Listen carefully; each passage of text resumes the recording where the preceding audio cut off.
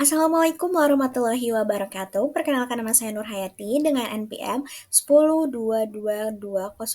Saya dari kelas C1 Akuntansi.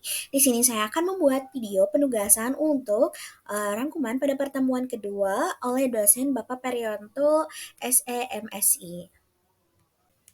Masih mengenai sistem informasi akuntansi, yaitu ada metode pengembangan sistem akuntansi. Metodologi pengembangan sistem adalah langkah-langkah yang dilalui oleh analisis sistem dalam mengembangkan sistem informasi.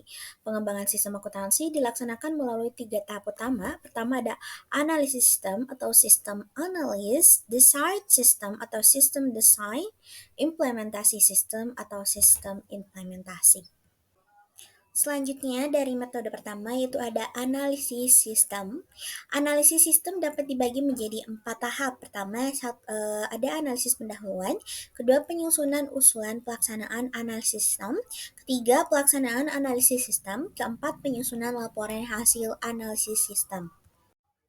Selanjutnya ada analisis pendahuluan atau preliminary analysis.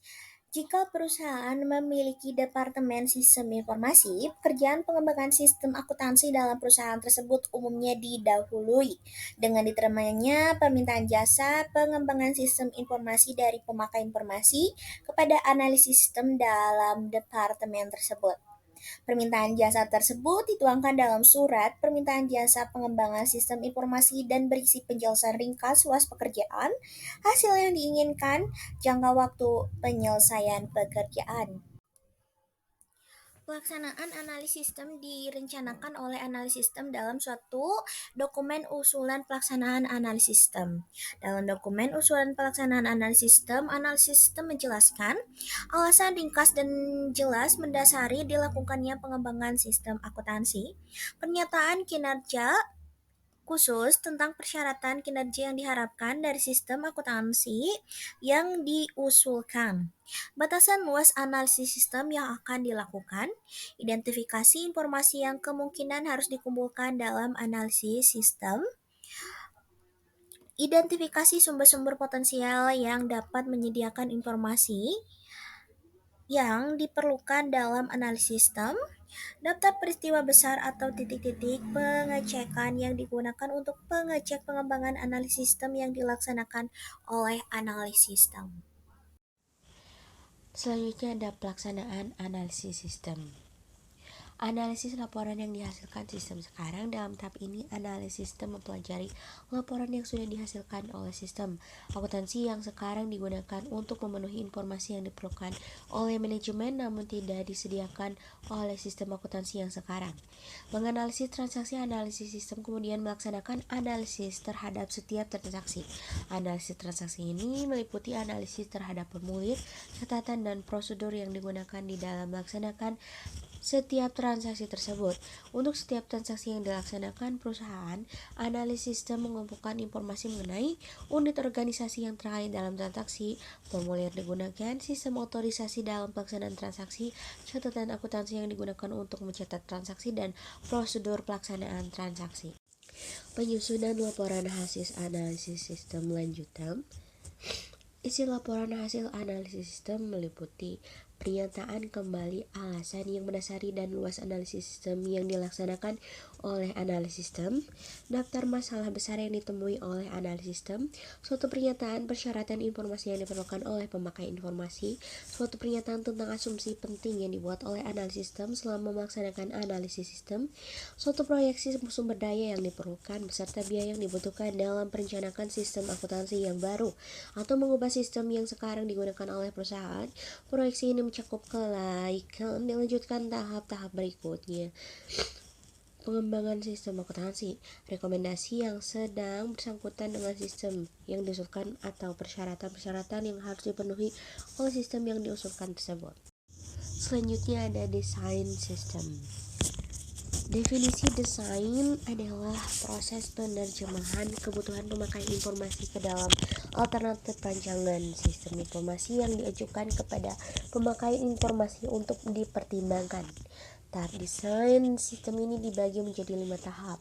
Pertama ada desain sistem secara garis besar, Kedua, penyusunan usulan desain sistem secara garis besar. Ketiga, evaluasi sistem. Keempat, penyusunan laporan final design sistem secara garis besar. Kelima, desain sistem secara rinci. Dan keenam, penyusunan laporan final desain sistem secara rinci. Selanjutnya ada implementasi sistem. Apa sih itu implementasi? Implementasi adalah pendidikan dan pelatihan pemakai informasi, pelatihan dan koordinasi teknisi yang akan menjalankan sistem, pengujian sistem yang baru, dan pengubahan yang dilakukan untuk membuat sistem informasi yang telah dirancang menjadi dapat dilaksanakan secara operasional. Puncak segala kegiatan pengembangan dan perencanaan sistem informasi adalah terletak pada tahap implementasi. Selanjutnya ada yang disebut dengan konversi sistem. Konversi sistem dibagi menjadi 4, ada konversi langsung, konversi paralel, konversi modular, dan konversi pass-in. Apa sih itu konversi langsung? Konversi langsung adalah implementasi sistem baru secara langsung dan menghentikan dengan segera pemakaian sistem yang lama.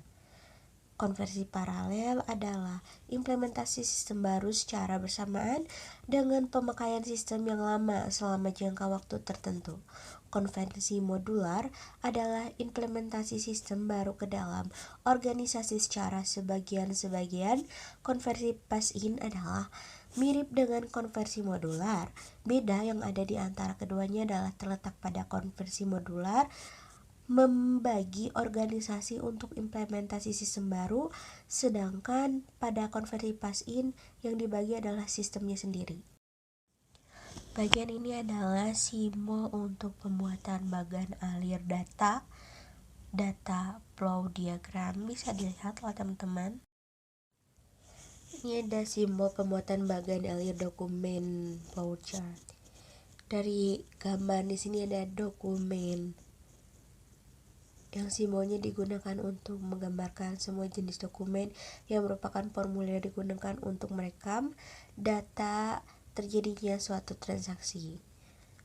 Ada dokumen dan tembusannya, juga berbagai dokumen. Ini merupakan bagian-bagian bentuk atau simbol untuk pembuatan dokumen menggunakan flowchart. Pada simbol ini ada catatan. Simbol ini digunakan untuk menggambarkan catatan akuntansi yang digunakan untuk mencatat data yang direkam sebelumnya di dalam dokumen atau formulir.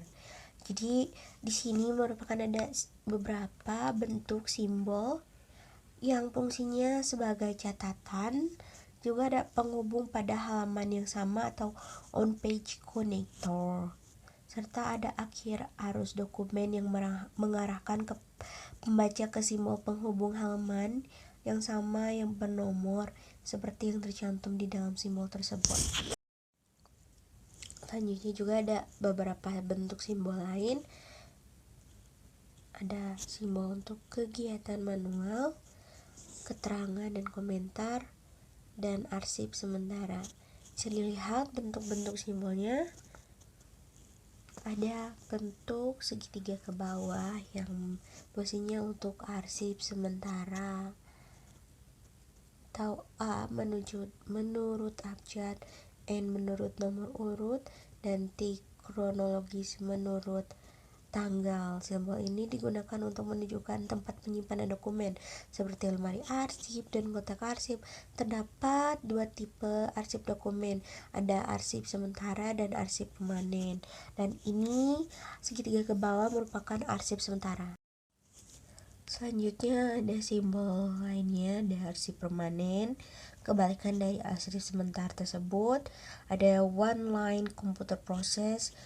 Simbol ini menggambarkan pengolahan data dengan komputer secara online. Lalu ada keying, typing, typing. Simbol ini menggambarkan pemasukan data ke dalam komputer melalui online terminal. Dan ada pita magnetik atau magnetic tape, simbol online storage, dan keputusan. Simbol selanjutnya ada garis air, flow line, persimpangan garis alir, pertemuan garis alir, mulai, berakhir, terminal, masuk ke sistem, keluar ke sistem. Sini merupakan beberapa bentuk simbol yang digunakan untuk membuat sebuah data dalam flowchart. Dan ini slide ini menunjukkan contoh dari penggunaan flowchart atau simbol-simbol yang tadi. Sekian video penugasan rangkuman pertemuan kedua dari